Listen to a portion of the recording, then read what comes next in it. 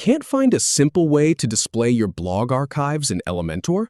Learn the exact menu clicks to add a working archives layout in under 3 minutes. First, we'll open the page editor and locate the highlight. Then, we'll configure the Archives widget and finally adjust its layout under Advanced. Edit Home with Elementor. Click the first highlighted element. Click the next highlighted element. Click the WordPress tab. Click Archives to add it.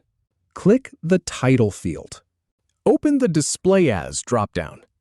Click Update to save. Click the Advanced tab. Click Layout to expand it. Click Layout again. If you have any feedback or if any info is inaccurate, please leave a comment below. We'll do our best to answer or redo the video if needed. Thanks for watching.